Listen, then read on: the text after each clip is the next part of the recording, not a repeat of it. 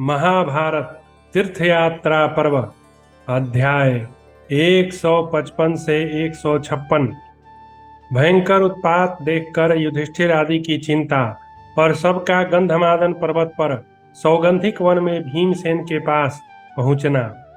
वैशंपायन जी कहते हैं, भरत श्रेष्ठ, तदनंतर भीमसेन ने अनेक प्रकार के बहुमूल्य, दिव्य और निर्मल बहुत से सौगंधिक कमल संग्रहित कर लिए। इसी समय गंधमादन पर्वत पर तीव्र वेग से बड़े जोर की आंधी उठी, जो नीचे कंकड़ बालू की वर्षा करने वाली थी। उसका स्पर्श तीक्ष्ण था, वह किसी भारी संग्राम की सूचना देने वाली थी।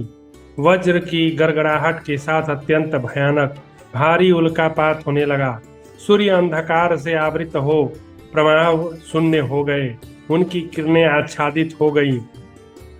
जिस समय भीम राक्षसों के साथ युद्ध में भारी पराक्रम दिखा रहे थे, उस समय पृथ्वी हिलने लगी, आकाश में भीषण गर्जना होने लगी और धूल की वर्षा होने लगी। संपूर्ण दिशाएं लाल हो गईं, मृग और पक्षी कठोर शब्द करने लगे। सारा जगत अंधकार से आच्छन्न हो गया और किसी को कुछ भी सूझ नहीं पड़ता था। इसके सिवा भी बहुत से भयानक उत्पात प्रकट होने लगे। यह अद्भुत घटना देखकर वक्ताओं में श्रेष्ठ धर्मपुत्र युधिष्ठिर ने कहा, कौन हम लोगों को पराजित कर सकेगा? रणोन्मत्त पांडवों, तुम्हारा भला हो, तुम युद्ध के लिए तैयार हो जाओ। मैं जैसे लक्षण देख रहा हूं, उससे पता लगता है कि हमारे लिए पराक्रम दिखाने का समय अत्यंत निकट आ गया है। ऐसा कहकर राजा युधिष्ठिर ने चारों ओर दृष्टिपात किया।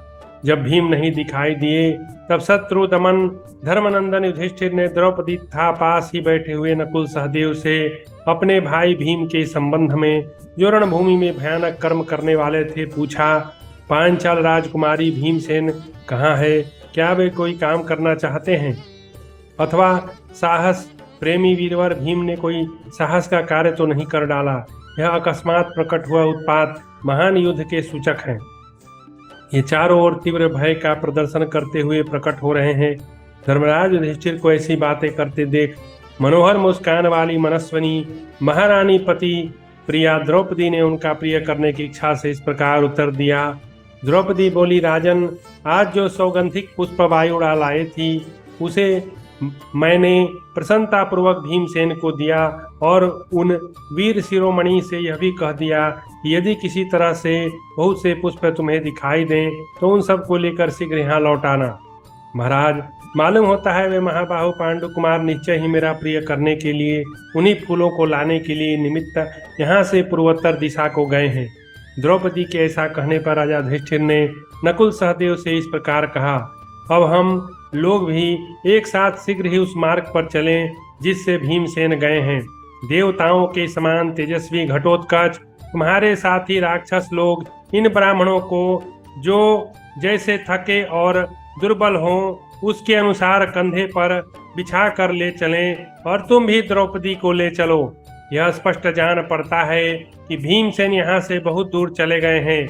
मेरा भी यही विश्वास है, क्योंकि उनको गए बहुत समय हो गया है तथा वे वेग में वायु के समान हैं और इस पृथ्वी को लांघने में गरुड़ के समान शीघ्रगामी हैं। वे आकाश में छलांग मार सकते हैं और इच्छा अनुसार कूद भी सकते हैं।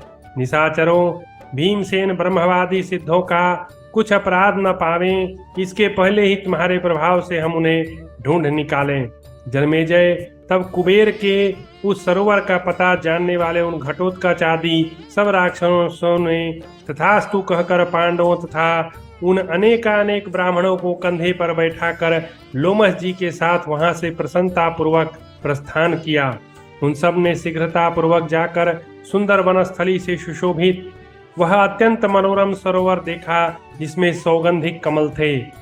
उसके तट पर मनस्वी महामना भीम को तथा उनके द्वारा मारे गए बड़े बड़े नेत्रों वाले यक्षों को भी देखा, जिनके शरीर, नेत्र, भुजाएं और जांघें छिन्न भिन्न हो गई थीं, गर्दन कुचल दी गई थीं।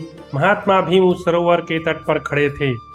उनका क्रोध शांत नहीं हुआ था, उनकी आंखें स्तब्ध हो रही थी। वे दोनों हाथों से गदा उठाए, दांतों से ओंठ दबाए नदी के तट पर खड़े थे। उन्हें देखकर ऐसा प्रतीत होता था मानो प्रजा के संहार काल में दंड हाथ में लिए यमराज खड़े हों। भीमसेन को उस अवस्था में देखकर धर्मराज ने उन्हें बार बार हृदय से लगाया और मधुर वाणी में कहा, कुंती नंदन, यह तुमने क्या कर डाला? तुम्हारा कल्याण हो। खेद के साथ कहना पड़ता है कि तुम्हारा यह कार्य साहसपूर्ण है और देवताओं के लिए अप्रिय है। यदि मेरा प्रिय करना चाहते हो तो फिर ऐसा काम न करना। भीमसेन को ऐसा उपदेश देकर उन्होंने पूर्वोक्त सौगंधिक कमल ले लिए और वे देवोपम पांडव उसी सरोवर के तट पर इधर उधर भ्रमण करने लगे। उसी समय शिलाओं को आयुध रूप में ग्रहण किए बहुत से विशालकाय उद्यान रक्षक वहां प्रकट हो गए। भारत उन्होंने धर्मराज युधिष्ठिर, महर्षि लोमस, नकुल, सहदेव तथा अन्य श्रेष्ठ ब्राह्मणों को विनय पूर्वक नतमस्तक होकर प्रणाम किया। फिर धर्मराज युधिष्ठिर ने उन्हें सांत्वना दी। इससे वे निशाचर प्रसन्न हो गए। तदनंतर वे कुरु प्रवर पांडव धनाध्यक्ष कुबेर की जानकारी में कुछ काल तक वहां आनंद पूर्वक टिके रहे और गंधमादन पर्वत के शिखरों पर अर्जुन के आगमन की प्रतीक्षा करते रहे। पांडवों का आकाशवाणी के आदेश से पुनः नर नारायण आश्रम में लौटना। अध्याय 156। वही संपायन जी कहते हैं, जन्मेजय, उस सौगंधिक सरोवर के तट पर निवास करते हुए धर्मराज युधिष्ठिर ने एक दिन ब्राह्मणों तथा द्रौपदी सहित अपने भाइयों से इस प्रकार कहा, हम लोगों ने अनेकानेक पुण्यदायक एवं कल्याण स्वरूप तीर्थों के दर्शन किए। मन को आह्लाद प्रदान करने वाले भिन्न भिन्न वनों का भी अवलोकन किया। वे तीर्थ और वन ऐसे थे जहाँ पूर्व काल में देवता और महात्मा मुनि विचरण कर चुके हैं तथा क्रमशः उनके द्विजों ने उनका समादर किया है। हमने ऋषियों के पूर्व चरित्र, कर्म और चेष्टाओं की कथा सुनी है। राजर्षियों के भी चरित्र, भांति भांति की शुभ कथाएं सुनते हुए मंगलमय आश्रमों में विशेषतः ब्राह्मणों के साथ तीर्थ स्नान किया है। हमने सदा फूल और जल से देवताओं की पूजा की है और यथा प्राप्त फल मूल से पितरों को तृप्त किया है। रमणीय पर्वतों और समस्त सरोवरों में विशेषतः परम पुण्यमय समुद्र के जल में इन महात्माओं के साथ भली भांति स्नान एवं आचरण किया है। ईला, सरस्वती, सिंधु, यमुना तथा नर्मदा आदि नाना रमणीय तीर्थों में भी ब्राह्मणों के साथ विधिवत स्नान और आचमन किया है।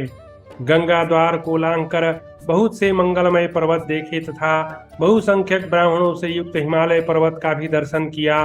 विशाल बद्री वन, भगवान नर नारायण के आश्रम तथा सिद्धों और देवर्षियों से पूजित इस दिव्य सरोवर का दर्शन किया। विप्रवरों महात्मा लोमस जी ने हमें सभी पुण्य स्थानों के क्रमशः दर्शन कराए हैं। भीमसेन, यह सिद्ध सेवित पुण्य प्रदेश कुबेर का निवास स्थान है। अब हम कुबेर के भवन में कैसे प्रवेश करेंगे, इसका उपाय सोचो। वैशंपायन जी कहते हैं, महाराज युधिष्ठिर के ऐसा कहते ही आकाशवाणी बोल उठी, कुबेर के इस आश्रम से आगे जाना संभव नहीं। यह मार्ग अत्यंत दुर्गम है। राजन, जिससे तुम आए हो उसी मार्ग से विशाल बद्री के नाम से विख्यात भगवान नर नारायण के आस्थान को लौट जाओ। कुंती कुमार, वहां से तुम प्रचुर फल मूल से संपन्न विषप्रभा के रमणीय आश्रम पर जाओ, जहाँ सिद्ध और चारण निवास करते हैं। उस आश्रम को भी लांघ कर आस्टिनेस के आश्रम पर जाना और वहीं निवास करना। तदनंतर तुम्हें धनदाता कुबेर के निवास स्थान का दर्शन होगा। इसी समय दिव्य सुगंध से परिपूर्ण पवित्र वायु चलने लगी, जो शीतल तथा सुख और आह्लाद देने वाले थी। साथ ही वहां फूलों की वर्षा होने लगी। वह दिव्य आकाशवाणी सुनकर सबको बड़ा विस्मय हुआ। ऋषियों, ब्राह्मणों और विशेषतः राजर्षियों को अधिक आश्चर्य हुआ। यह महान आश्चर्यजनक बात सुनकर विपर्षि धौम्य ने कहा, भारत, इसका प्रतिवाद नहीं किया जा सकता, ऐसा ही होना चाहिए। तदनंतर राजा युधिष्ठिर ने वह आकाशवाणी स्वीकार कर ली और पुनः नर नारायण के आश्रम में लौटकर भीमसेन आदि सब भाइयों और द्रौपदी के साथ वहीं रहने लगे। उस समय साथ आए हुए ब्राह्मण लोग भी वहीं सुखपूर्वक निवास करने लगे। इस प्रकार श्री महाभारत वन पर्व के अंतर्गत तीर्थ यात्रा पर्व में लोमस तीर्थ यात्रा के प्रसंग में पांडवों का पुनः नर नारायण के आश्रम में आगमन विषयक 155 से 156वां अध्याय पूरा हुआ और यहीं तीर्थ यात्रा पर्व की समाप्ति हुई।